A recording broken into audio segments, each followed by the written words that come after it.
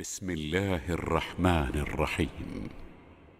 يا أيها النبي إنا أرسلناك شاهدا ومبشرا ونذيرا وداعيا إلى الله بإذنه وسراجا منيرا وبشر المؤمنين بأن لهم من الله فضلا كبيرا ولا تطع الكافرين والمنافقين ودع أذاهم وتوكل على الله وكفى بالله وكيلا. അസ്സലാമു അലൈക്കും വറഹ്മത്തുള്ളാഹി വബറകാതുഹു. ഖുർആൻ പദം 1453 ദിവസത്തിലേക്ക് എല്ലാവരെയും ഹാർദമായി സ്വാഗതം ചെയ്യുന്നു. വിശുദ്ധ ഖുർആനിലെ 33-ാമത്തെ അധ്യായമായ സൂറത്തുൽ അഹ്സാബിലെ 45 മുതൽ 48 വരെയുള്ള ആയത്തുകളാണ് ഇന്ന് പഠന വിധേയമാക്കുന്നത്. ക്ലാസ് ആരംഭിക്കുന്നതിനായി ആദരണീയനായ ഡോക്ടർ എ വിലായത്തുള്ള സാഹിബിനെ ക്ഷണിക്കുന്നു. അസ്സലാമു അലൈക്കും വറഹ്മത്തുള്ളാഹി വബറകാതുഹു. അഊദു ബില്ലാഹി മിനശ് ശൈത്വാനിർ റജീം. ബിസ്മില്ലാഹിർ റഹ്മാനിർ റഹീം. യാ അയ്യുഹൻ നബിയ്യു ഇന്നാ അർസൽനാക ഷാഹിദൻ വമുബശ്ശിറൻ വനദീറാ വദാഇയൻ ഇലല്ലാഹി ബിഇذനിഹി വസിറാജൻ മുനീറാ وبشر المؤمنين بأن لهم من الله فضلا كبيرا ولا تطع الكافرين والمنافقين ودع أذاهم وتوكل على الله وكفى بالله وكيلا. صدق الله العلي العظيم. سورة الأحزاب 45 മുതൽ 48 വരെയുള്ള ആയത്തുകളാണ് ഞാൻ നിങ്ങളെ കേൾപ്പിച്ചിട്ടുള്ളത്. ഈ ആയത്തുകൾ അത്രയും അല്ലാഹു മുഹമ്മദ് നബി സല്ലല്ലാഹു അലൈഹി വസല്ലമയെ നേരിട്ട് അഭിസംബോധന ചെയ്തുകൊണ്ട് പറയുന്ന കാര്യങ്ങൾ അടങ്ങിയിട്ടുള്ള ആയത്തുകളാണ്. ഇതിന്റെ തൊട്ടു മുമ്പ് കഴിഞ്ഞ ദിവസം നമ്മൾ വായിച്ച ആയത്തുകളിൽ അള്ളാഹു സത്യവിശ്വാസികളെ പ്രത്യേകമായി വിളിച്ചുകൊണ്ടാണ് ചില കാര്യങ്ങൾ ഉണർത്തുകയും ചില ഉപദേശങ്ങൾ നൽകുകയൊക്കെ ചെയ്തിട്ടുണ്ടായിരുന്നു. യാ അയ്യുഹല്ലദീന ആമനു എന്ന് അഭിസംബോധന ചെയ്തുകൊണ്ടാണ് അവിടെ അത്യന്തം ഭീതിജനകമായ പ്രയാസങ്ങൾ സൃഷ്ടിച്ചുകൊണ്ടിരുന്ന ആ പ്രതിസന്ധിയുടെ ഘട്ടത്തിൽ അവയെ തരണം ചെയ്യുന്നതിനും നബി സല്ലല്ലാഹു അലൈഹി വസല്ലമയും മുസ്ലിം ഉമ്മത്തും നേരിട്ടുകൊണ്ടിരിക്കുന്ന അവര് അഭിമുഖീകരിക്കേണ്ടി വന്ന ആക്ഷേപങ്ങളും അപകീർത്തിപ്പെടുത്തലും ഒക്കെ അനുഭവിച്ചുകൊണ്ടിരിക്കുന്ന ആ ഘട്ടത്തിൽ അവയെ ടാക്കിൾ ചെയ്യാനുള്ള ഒരു ഏറ്റവും ഫലപ്രദമായ ഒരു മാർഗം എന്ന നിലക്കാണ് ചില നിർദ്ദേശങ്ങൾ അള്ളാഹു അവിടെ നൽകുകയുണ്ടായത്. ഉദ്കുറുല്ലാഹ ദിക്റൻ കസീറ, അള്ളാഹുവിനെ ഏറ്റമേറ്റം കൂടുതലായി സ്മരിക്കുന്നതിൽ നിരതരാവുക എന്നാണ് അവിടെ നിർദ്ദേശിക്കപ്പെട്ടത്. രാവും പകലും പ്രഭാതവും പ്രദോഷവും അള്ളാഹുവിനെ പ്രകീർത്തിക്കുന്നതിനായിട്ട് ചെലവഴിക്കുക. അവനാണ് നിങ്ങളോട് പ്രത്യേകമായ കാരുണ്യം ചെയ്യുകയുണ്ടായത്. അവന്റെ മലക്കുകൾ നിങ്ങൾക്ക് വേണ്ടി അനുഗ്രഹങ്ങൾക്കായി പ്രാർത്ഥിക്കുന്നു, ആശംസിക്കുന്നു. അതുപോലെ അള്ളാഹുവും അവന്റെ മലക്കുകളും ഒക്കെ തന്നെ നിങ്ങളെ വിവിധങ്ങളായ അന്ധകാരങ്ങളിൽ നിന്ന് മോചിപ്പിച്ച് പ്രകാശത്തിലേക്ക് കൊണ്ടുപോകുന്ന ഒരു പ്രക്രിയയിലാണ് ഈ കാര്യങ്ങൾ നിങ്ങളെ അറിയിക്കുന്നതും ഈ വിഷയങ്ങളൊക്കെ കടന്നു വരുന്നതും ഒക്കെ തന്നെ. സത്യവിശ്വാസികളോട് തീർച്ചയായിട്ടും ഏറെ കരുണയുള്ളവനാണ് അള്ളാഹു എന്നുകൂടി അവിടെ അള്ളാഹ് അറിയിക്കുന്നത് നമ്മൾ കണ്ടു. വിശ്വാസികളെ കുറിച്ച് അള്ളാഹു തുടർന്ന് പറഞ്ഞത് തഹിയ്യത്തുഹും യൗമ യൽഖൗനഹു സലാമുൻ. അള്ളാഹുവിനെ കണ്ടുമുട്ടുന്ന നാളിൽ അവരുടെ പരസ്പരമുള്ള അഭിവാദനം സലാം എന്നതാണ്, ശാന്തി മന്ത്രമാണ്, അല്ലെങ്കിൽ സമാധാനം ആശംസിക്കലാണ്. വഅഅദ്ദ ലഹും അജ്റൻ കരീമ, ധാരാളമായിട്ട് അവർക്ക് വളരെ ഉദാരമായ പ്രതിഫലവും അവൻ ഒരുക്കി വെച്ചിട്ടുണ്ട് എന്നാണ് അവിടെ പറയുകയുണ്ടായത്. അപ്പൊ ഇപ്പൊ നേരിട്ടുകൊണ്ടിരിക്കുന്ന അപകീർത്തിപ്പെടുത്തലും ആക്ഷേപങ്ങൾ ചൊരിയലും ഒക്കെ ആയിട്ടുള്ള അനുഭവങ്ങൾ, അതൊന്നും വലിയ വിഷയമാക്കി കാണേണ്ടതില്ല. അതിനെയൊക്കെ മറികടക്കാൻ വേണ്ടി ഉപകരിക്കുന്ന വിധത്തില് അള്ളാഹുവിനെ ദിക്ർ ചെയ്യുന്നതിൽ വ്യാപൃതരാവുക. പ്രഭാതത്തിലും പ്രദോഷത്തിലും അല്ലെങ്കിൽ ദിവസം ഉടനീളം, പകല് ഉടനീളവും രാത്രി ഉടനീളവും ഒക്കെ അവനെ പ്രകീർത്തിക്കുന്നതിലും സ്മരിക്കുന്നതിലും നിരതരായിക്കൊണ്ടിരിക്കുക. അള്ളാഹു നിങ്ങളെ ഒരു പ്രത്യേക ആവശ്യത്തിന് വേണ്ടിയാണ് ഈ അനുഭവങ്ങളിലൂടെ കടത്തിവിടുന്നത് എന്നതാണ് അവിടെ അള്ളാഹു സൂചിപ്പിക്കുന്നത് നമ്മൾ കാണുകയുണ്ടായത്. ആത്യന്തികമായിട്ട് വിശ്വാസികൾക്ക് അള്ളാഹുവുമായുള്ള കൂടിക്കാഴ്ചയിലേക്ക് തിരികെ എത്താൻ ഉള്ളതാണ്. അവിടെ സമാധാനം കെടുത്തുന്ന, അശാന്തി ഉണ്ടാക്കുന്ന, അസ്വസ്ഥത സൃഷ്ടിക്കുന്ന യാതൊന്നും ഉണ്ടാവില്ല. അവിടെ പരസ്പരമുള്ള തഹിയ്യത്ത് പോലും സലാം എന്നായിരിക്കും. ശാന്തിയും സമാധാനവും മനസ്സിന്റെ സംതൃപ്തിയും അതുപോലെ മനസ്സിന്റെ അടക്കവുമാണ്, അതുപോലെ ആനന്ദവുമാണ് അവിടെ ലഭിക്കാനുള്ളത്. അള്ളാഹു വളരെ മഹത്തരമായ, വളരെ ഉദാരമായ പ്രതിഫലവും അവിടെ ഒരുക്കി വെച്ചിട്ടുണ്ട്. അതുകൊണ്ട് ഇപ്പോൾ നിങ്ങൾ നേരിട്ടുകൊണ്ടിരിക്കുന്ന അസ്വസ്ഥതകളും പ്രയാസങ്ങളും ഒന്നും നിങ്ങളെ ഒരു പരിധിയിലപ്പുറത്തേക്ക് ബാധിക്കാൻ പാടില്ല.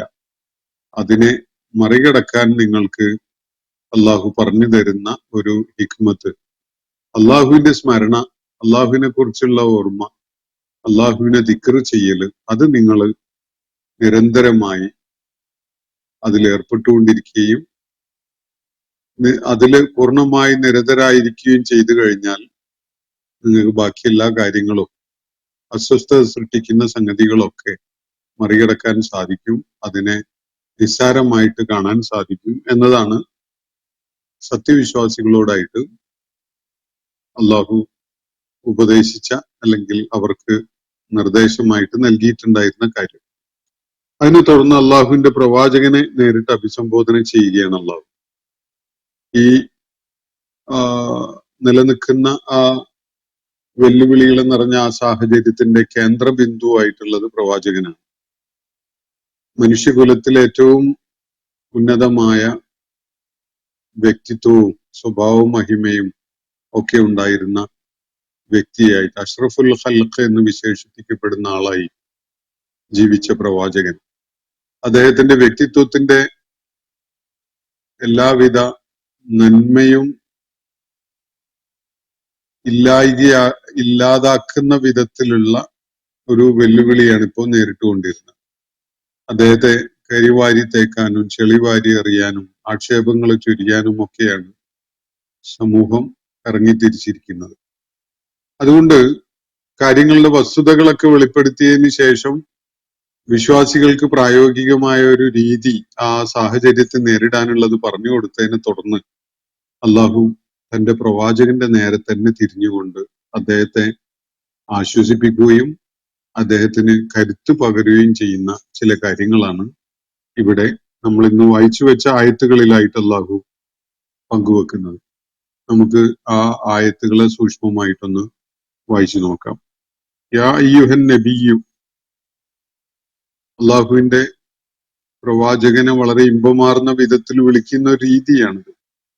പലയിടങ്ങളിലും അങ്ങനെ നമ്മൾ കണ്ടിട്ടുണ്ട്. ഖുർആനിൽ അള്ളാഹു ഏറെ ചേർത്ത് പിടിക്കുന്ന വിധത്തിലുള്ള ഒരു അഭിസംബോധനയാണ് യാ അയ്യുഹൻ നബിയു എന്നുള്ളത്.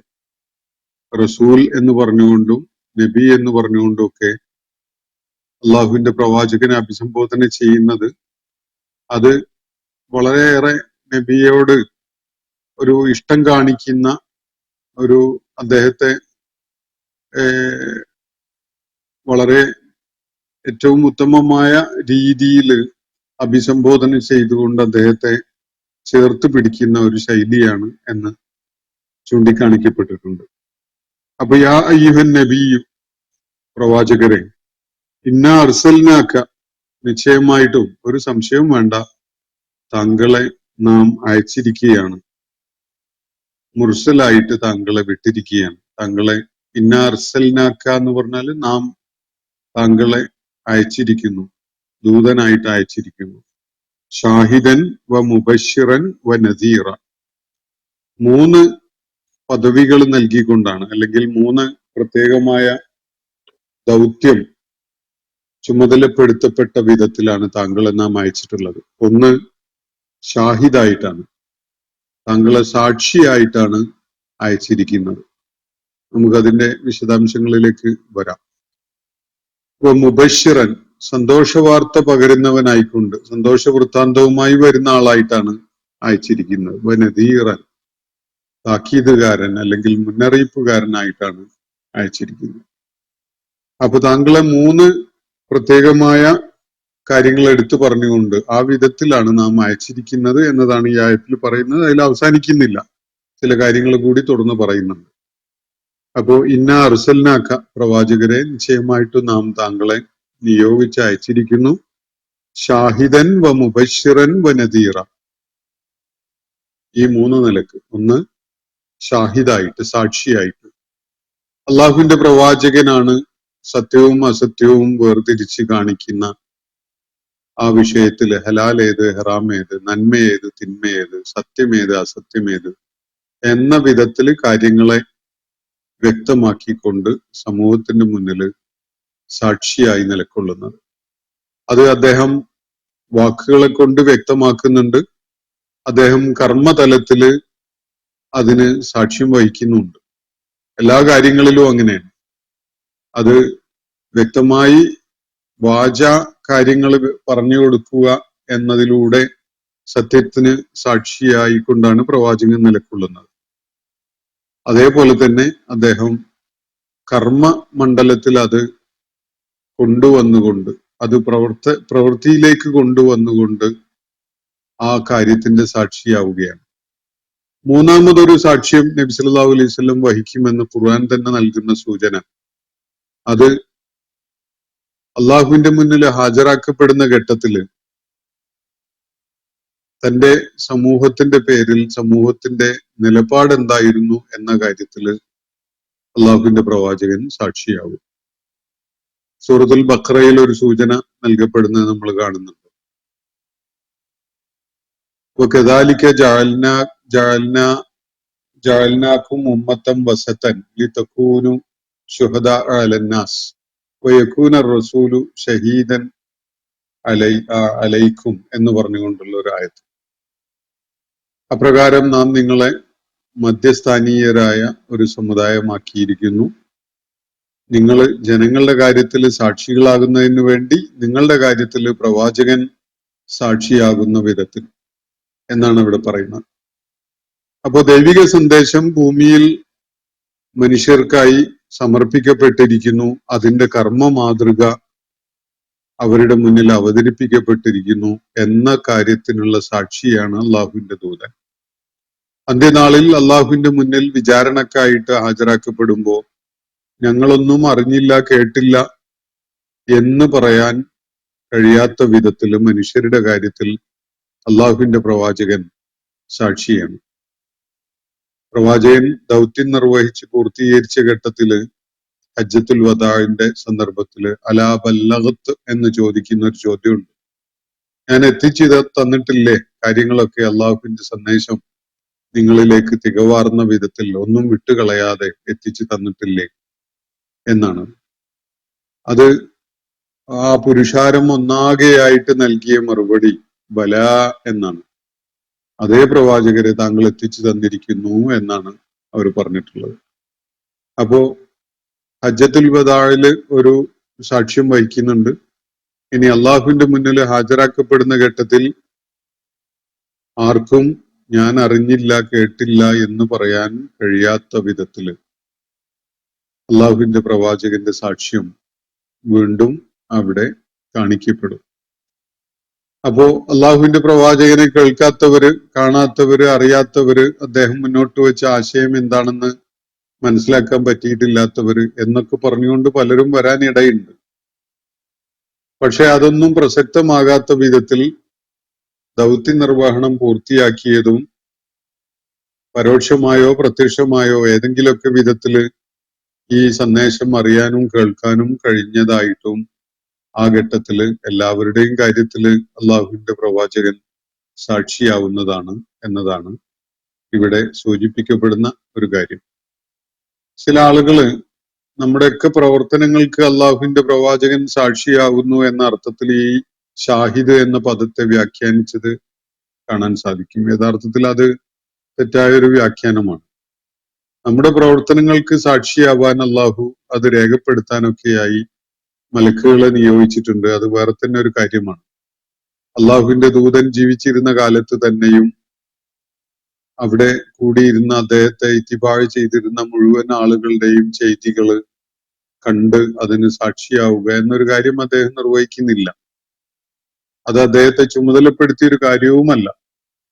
ഷാഹിദ് ആവുന്നത് എന്നത് സത്യസന്ദേശം അവർക്ക് എത്തിച്ചിരിക്കുന്നു, അതിനുള്ള കർമ്മ മാതൃക അള്ളാഹുവിന്റെ പ്രവാചകൻ അവരുടെ മുന്നിൽ അവതരിപ്പിച്ചിരിക്കുന്നു. റോൾ മോഡൽ ഇല്ലാത്ത ഒരു പ്രശ്നം അവർക്കില്ല. സത്യം എന്താണ്, ആദർശം എന്താണ് എന്നത് അറിയാതെ പോകുന്ന ഒരു വിഷയവുമില്ല. ഇതാണ് അതുകൊണ്ട് ഉദ്ദേശിക്കപ്പെടുന്ന കാര്യം. അന്ത്യനാളിൽ തീർച്ചയായിട്ടും അള്ളാഹുവിന്റെ മുന്നിൽ ഹാജരാക്കപ്പെടുന്ന ഘട്ടത്തില് ഈ സമൂഹത്തിലെ ആളുകളുടെ കാര്യത്തില് അള്ളാഹുവിന്റെ പ്രവാചകൻ അവരുടെ മുന്നിൽ സത്യം എല്ലാവർക്കും ബോധ്യപ്പെടുന്ന വിധത്തിൽ അവതരിപ്പിക്കേണ്ടായിട്ടുണ്ട്.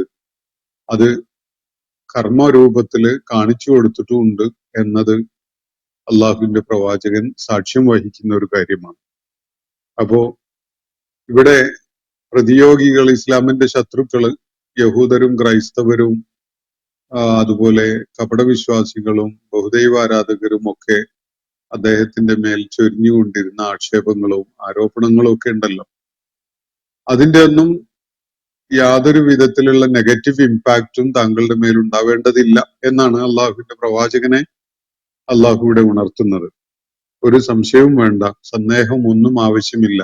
ഇന്ന അർസൽനാക ഷാഹിദൻ, അതുപോലെ മുബശ്ശിറൻ വനദീറ, താങ്കളെ തീർച്ചയായിട്ടും നാം സാക്ഷിയായിട്ടും സന്തോഷവൃത്താന്തം നൽകുന്നവനായിട്ടും താക്കീത് നൽകുന്നവനായിട്ടും നിയോഗിച്ചിരിക്കുകയാണ്. ആ കാര്യമാണ് താങ്കൾ നിർവഹിച്ചുകൊണ്ടിരിക്കുന്നത്. അതുപോലെ വദാഇയൻ ഇലല്ലാഹ് ബിഇദ്നിഹി, അള്ളാഹുവിന്റെ അനുമതിയോടെ അള്ളാഹുവിന്റെ ഇച്ഛപ്രകാരം ജനതതികളെ അള്ളാഹുവിന്റെ മാർഗത്തിലേക്ക് ക്ഷണിക്കുന്നവനായിട്ടുമാണ് താങ്കളെ നാം നിയോഗിച്ചിട്ടുള്ളത് എന്നാണ് അള്ളാഹു പറയുന്നത്. അള്ളാഹുവിന്റെ പ്രവാചകൻ ദാഴി കൂടിയാണ്. ദാഴി എന്ന് പറഞ്ഞാൽ ദഅവത്ത് നടത്തുന്ന ആള്, പ്രബോധനം ചെയ്യുന്ന ആള്, ആളുകളെ സത്യമാർഗത്തിലേക്ക് ക്ഷണിക്കുന്ന ആള്. സാധാരണ പ്രബോധകരെ പോലെയല്ല. അള്ളാഹുവിന്റെ പ്രവാചകൻ ബി ഇസ്നിഹി, അള്ളാഹുവിന്റെ ഒരു സർട്ടിഫൈഡ് ആയിട്ടുള്ള ഒരു അപ്രൂവലോട് കൂടിയാണ് കാര്യങ്ങൾ നിർവഹിക്കുന്നത്. ഒരു അധികാരവും അതുപോലെ ഒരു ശാസനാധികാരവും ഒരു കാര്യങ്ങൾക്ക് മേൽനോട്ടം വഹിക്കുന്ന ഒരു നേതൃപരമായ ഒരു സ്ഥാനവും ഒക്കെ അള്ളാഹുവിന്റെ പ്രവാചകന് ഈ കാര്യം നിർവഹിക്കുന്നതിനുണ്ട്. മറ്റുള്ളവർക്ക് ഉണ്ടെന്ന് പറയാൻ കഴിയാത്ത ഒരു വളരെ ഡിസ്റ്റിങ്ക്റ്റ് ആയിട്ടുള്ള ഒരു കാര്യം അള്ളാഹുവിന്റെ പ്രവാചകന് ഇത് നിർവഹിക്കുന്നതിനുണ്ട്. വദാഇയൻ ഇലല്ലാഹി ബിഇദ്നിഹി, അള്ളാഹുവിന്റെ മാർഗത്തിലേക്ക്, അള്ളാഹുവിലേക്കാണ് അദ്ദേഹം എല്ലാവരെയും ക്ഷണിക്കുന്നത്. അത് അള്ളാഹുവിന്റെ അനുമതിയോട്, അള്ളാഹുവിന്റെ ആജ്ഞപ്രകാരം, അള്ളാഹുവിന്റെ നിർദ്ദേശപ്രകാരം നിർവഹിച്ചുകൊണ്ടിരിക്കുന്ന ഒരു ദൗത്യവുമാണ്. അതേപോലെ തന്നെ വസിറാജം മുനീറ, അദ്ദേഹം ഉജ്ജ്വലമായ ഒരു ദീപവുമാണ്. സിറാജും മുനീറാണ് അദ്ദേഹം. സിറാജ് എന്ന് പറഞ്ഞ വിളക്ക്, ദീപം. മുനീർ എന്ന് പറഞ്ഞാൽ പ്രകാശം ചൊരിയുന്ന ഒരു ദീപമാണ്, അല്ലെങ്കിൽ ഉജ്ജ്വലമായ ഒരു വിളക്കാണ് അദ്ദേഹം എന്നുകൂടി നബി സല്ലല്ലാഹു അലൈഹി വസല്ലമയോട് നേരിട്ട് അഭിസംബോധന ചെയ്തുകൊണ്ട് അല്ലാഹു അറിയിക്കുകയാണ്. അതുകൊണ്ട് ഈ ആക്ഷേപങ്ങളും വിമർശനങ്ങളും അവര് നടത്തുന്ന ചെളിവാരി എറിയലും ഒന്നും തന്നെ പ്രവാചകരെ താങ്കളെ ബാധിക്കേണ്ടതില്ല. അതൊക്കെ അവഗണിച്ചേക്കും. താങ്കള് ഒരു സംശയവും വേണ്ട. അള്ളാഹു നേരിട്ട് നിയോഗിച്ചയച്ച ഷാഹിദാണ്, മുബശ്ശിറാണ്, നദീറാണ്, ദാഴിയാണ്, അതുപോലെ സിറാജും മുനീറുമാണ്. അള്ളാഹു മനുഷ്യ സമൂഹത്തിന് മാർഗദർശനമായി വഹദൈനാഹു നജ്ദൈൻ എന്ന് അള്ളാഹു മറ്റിടത്ത് സൂചിപ്പിച്ചിട്ടുണ്ടല്ലോ. അക്കാര്യത്തിന്റെ പൂർത്തീകരണം എന്നുള്ള നിലക്ക് മനുഷ്യരുടെ മുന്നിൽ ശരിയുടെ മാർഗമേത്, തെറ്റിന്റെ മാർഗമേത്, നല്ലതേത്, ചീത്ത ഏത് എന്ന വിധത്തിൽ കാര്യങ്ങൾ വ്യക്തമാക്കുന്ന ഒരു സന്ദേശം അവതരിപ്പിച്ചുകൊണ്ട് അങ്ങനെ നിർവഹിക്കപ്പെട്ടു എന്നതിനുള്ള സാക്ഷിയായ ആളാണ്. അത് ഒരു തത്വം പ്രസംഗിച്ചു പോയതല്ല.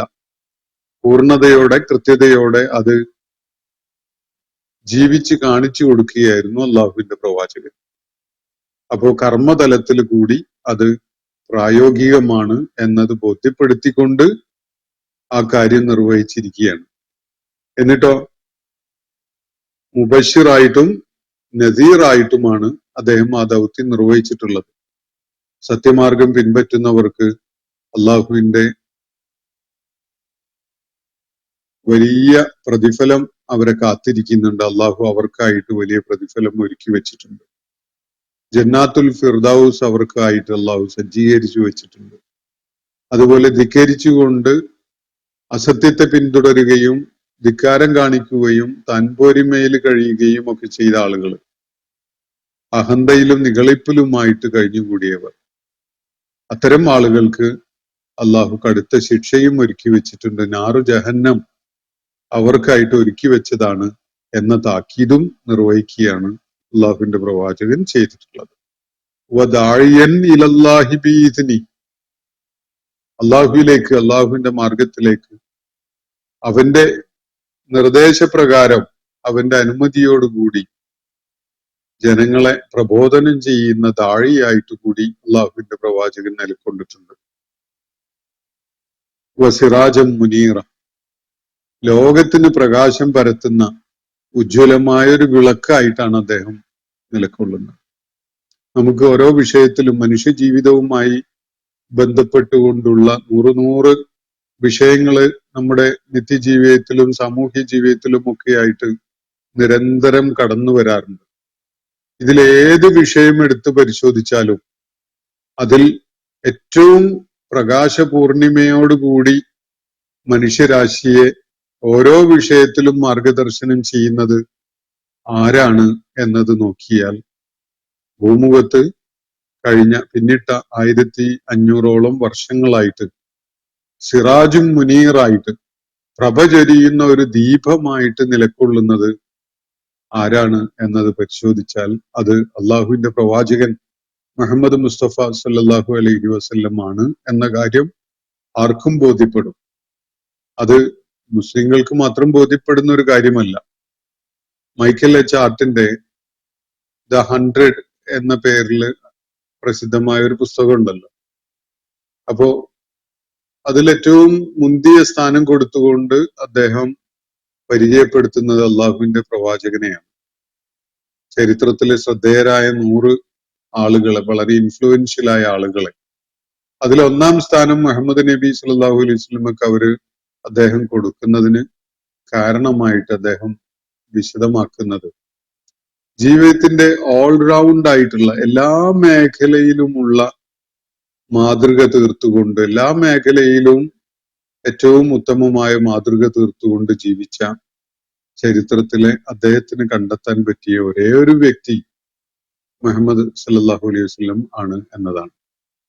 ഏതെങ്കിലും ഒരു ജീവിത മേഖലയിൽ, സാമ്പത്തിക രംഗത്തോ അല്ലെങ്കിൽ സാമൂഹ്യ പരിഷ്കരണ രംഗത്തോ സമുദായങ്ങൾക്ക് നേതൃത്വം കൊടുക്കുന്ന കാര്യത്തിലോ അങ്ങനെ ഏതെങ്കിലും, അല്ലെങ്കിൽ ആരോഗ്യ രംഗത്തോ അങ്ങനെ ഏതെങ്കിലും ഒരു രംഗത്ത് അല്ല, ജീവിതത്തിന്റെ എല്ലാ മേഖലകളെയും സ്പർശിക്കുന്ന എല്ലാ വിഷയത്തിലും മാതൃകയായിക്കൊണ്ടും ജനങ്ങൾക്ക് വെളിച്ചം നൽകിക്കൊണ്ടും ഒക്കെ നിലകൊണ്ട ഒരു വ്യക്തി എന്നാണ് അദ്ദേഹം നബി സല്ലല്ലാഹു അലൈഹി വസല്ലമയെ വിലയിരുത്തുന്നത്. അത് വളരെ ശ്രദ്ധേയമായ ഒരു കാര്യമാണ്. ഭൂമുഖത്ത് പിന്നിട്ട 1500 വർഷങ്ങളോളമായിട്ട് എല്ലാ വിഷയങ്ങളിലും ജനങ്ങൾക്ക് വെളിച്ചം പകർന്നു നൽകുന്ന ഒരു പ്രകാശ സ്രോതസ് ആരാണ് എന്ന് പരിശോധിച്ചാൽ അത് അള്ളാഹുവിന്റെ പ്രവാചകനാണ്. അതുപോലെ അദ്ദേഹം നമ്മളെ പരിചയപ്പെടുത്തിയിട്ടുള്ള ദൈവിക ഗ്രന്ഥവുമാണ് എന്നത് നമുക്ക് മനസ്സിലാക്കാൻ സാധിക്കും. ദൈവിക ഗ്രന്ഥവും അള്ളാഹുവിന്റെ പ്രവാചകനും തമ്മിൽ വലിയൊരു വേർതിരിവ് നമ്മൾ കാണേണ്ടതില്ല. കാരണം പ്രവാചകൻ ഈ ദൈവിക ഗ്രന്ഥത്തിന്റെ ഹിക്മത്താണ്, എങ്ങനെയാണത് പ്രയോഗത്തിൽ നടപ്പിലാക്കേണ്ടത് എന്നത് പഠിപ്പിച്ച ദൈവിക ദൂതനാണ്. ഖുൽഖുൽ ഖുർആൻ എന്നാണ് അദ്ദേഹത്തിന്റെ പ്രിയ പത്നി ആയിഷ റളിയല്ലാഹു അൻഹ അദ്ദേഹത്തെ കുറിച്ച് പരാമർശിക്കുകയുണ്ടായത്. അദ്ദേഹത്തിന്റെ സ്വഭാവം ഖുർആൻ തന്നെയായിരുന്നു. ഖുർആൻ അനുസരിച്ച് ഒരാൾ ജീവിക്കാമെന്ന് വെച്ചാൽ അതിന് ഏറ്റവും മുന്തിയ മാതൃക എങ്ങനെയായിരിക്കും അത് എന്നത് ആരെങ്കിലും കാണണമെന്ന് അല്ലെങ്കിൽ അറിയണമെന്ന് ആഗ്രഹിക്കുന്നുവെങ്കിൽ പ്രവാചകന്റെ ജീവിതത്തെ വിലയിരുത്തിയാൽ മതി. അദ്ദേഹത്തിന്റെ സ്വഭാവത്തെ, അദ്ദേഹത്തിന്റെ കർമ്മങ്ങളെ, അദ്ദേഹത്തിന്റെ സംസാരത്തെയും പെരുമാറ്റത്തെയും ഒക്കെ മനസ്സിലാക്കിയാൽ മതി. അതാണ് ഖുർആന്റെ കർമ്മരൂപം. അപ്പോ സിറാജും മുനീറുമായിട്ട് അന്ത്യനാൾ വരെയുള്ള മനുഷ്യ സമൂഹത്തിനായിട്ട് മാതൃകയായി, അവർക്കുള്ള പ്രകാശ സ്രോതസ്സായി, ഉജ്ജ്വലമായ ഒരു വിളക്കായി അദ്ദേഹം നിലകൊള്ളുന്നു. ബശീരിൽ മുഅ്മിനീന എന്നിട്ട് തുടർന്ന് അള്ളാഹു പറയുന്നത്, പ്രവാചകരെ വിശ്വാസികൾക്ക് ഒരു സന്തോഷ വാർത്ത അറിയിച്ചോളൂ. താങ്കളുടെ അനുയായികളാണല്ലോ ഈ മുഅ്മിനുകൾ, അവർക്ക് ഒരു സന്തോഷ വാർത്ത അറിയിക്കുക. ബി അന്ന ലഹും മിനല്ലാഹി ഫദ്ലൻ കബീറ. ഒരുപാട് സഹിച്ചും കഷ്ടപ്പാട് അനുഭവിച്ചും ഒക്കെയാണ് അവർ താങ്കളുടെ കൂടെ നിലകൊള്ളുന്നതല്ല. അവർക്ക് ഒരു സന്തോഷ വാർത്ത അറിയിക്കുക. അവർക്ക് അള്ളാഹുവിന്റെ അടുക്കൽ നിന്ന് വളരെ ഉദാരമായ പ്രതിഫലമുണ്ട്, അല്ലെങ്കിൽ വളരെ ഉദാരമായ മഹത്തരമായ സമ്മാനമുണ്ട് എന്ന കാര്യം. ഫദ്ലുണ്ട്, വലിയ അനുഗ്രഹം അവർക്കായിട്ട്, വളരെ ഉദാരമായ അനുഗ്രഹങ്ങൾ അവർക്കായി അള്ളാഹുവിന്റെ അടുക്കലുണ്ട് എന്ന കാര്യം അവരെ സന്തോഷ വാർത്തയായിട്ട് അറിയിച്ചോളൂ എന്നാണ് ഇവിടെ നബി സല്ലല്ലാഹു അലൈഹി വസല്ലമയോട് പറയുന്നത്. നേരത്തെ തന്നെ വിശ്വാസികളോട് അത് നേരിട്ട് അള്ളാഹു അറിയിച്ചിട്ടുണ്ട്. കൂടാതെ അള്ളാഹുവിന്റെ ദൂതനോട് അള്ളാഹു പറയുകയാണ്, തങ്ങളുടെ അനുയായികൾ, സത്യവിശ്വാസ മാർഗം സ്വീകരിച്ചവർ, താങ്കൾ അവരോട് പറഞ്ഞ കാര്യത്തെ വിശ്വസിച്ചുകൊണ്ട് താങ്കളെ അള്ളാഹുവിന്റെ ദൂതനായി അംഗീകരിച്ച ആളുകളാണല്ലോ അവര്. ആ വിശ്വാസികളോട്, താങ്കളെ വിശ്വസിച്ച ആളുകളോട് താങ്കൾ പറഞ്ഞേക്കുക. എന്താ പറയേണ്ടത്? ബി അന്ന ലഹും മിനല്ലാഹി ഫദ്ലൻ കബീറ. അള്ളാഹുവിന്റെ അടുക്കൽ നിന്ന് അതിമഹത്തരമായ അനുഗ്രഹങ്ങള്, അല്ലെങ്കിൽ ഫദ്ല്, ശ്രേഷ്ഠമായ പല അനുഗ്രഹങ്ങളും അള്ളാഹുവിന്റെ അടുക്കൽ നിന്നായി അവർക്കുണ്ട് എന്ന് അവരോട് സന്തോഷ വാർത്ത അറിയിച്ചോളൂ എന്നാണ് തുറന്നു പറയുന്നത്. എന്നിട്ട് മറ്റൊരു നിർദ്ദേശം കൂടി അള്ളാഹുവിന്റെ പ്രവാചകന് അള്ളാഹു നൽകുകയാണ് തുടർന്നുള്ള ആയത്തിൽ. വലാ തുതിഇൽ കാഫിരീന. താങ്കൾ നിഷേധികളെ അനുസരിക്കാൻ പോകരുത്. വൽ മുനാഫിഖീന, കപടന്മാരെയും. വദഅ അദാഹും, അവരുണ്ടാക്കുന്ന ഉപദ്രവങ്ങളെ അവഗണിച്ചേക്കുക. വതവക്കൽ അലല്ലാഹ്, അള്ളാഹുവിലെല്ലാം അർപ്പിക്കുക, വരമേൽപ്പിക്കുക. വകഫാ ബില്ലാഹി വക്കീല, എല്ലാം ഏൽപ്പിക്കാൻ, എല്ലാം ഭരമേൽപ്പിക്കാൻ ഏറ്റവും മതിയായവനാണ് അള്ളാഹു. അതുകൊണ്ട് ഈ കപടവിശ്വാസികളും അതുപോലെ അവിശ്വാസികളും സൃഷ്ടിക്കുന്ന ദ്രോഹങ്ങളും ഉപദ്രവങ്ങളും ഒക്കെ തന്നെ പൂർണ്ണമായിട്ട് അവഗണിച്ചേക്കും. അവരെ ഒരു കാരണവശാലും അനുസരിച്ച് പോകരുത്. അവര് തങ്ങളെ പലതിലും വീഴ്ത്താൻ വേണ്ടി ശ്രമിച്ചുകൊണ്ടേയിരിക്കും.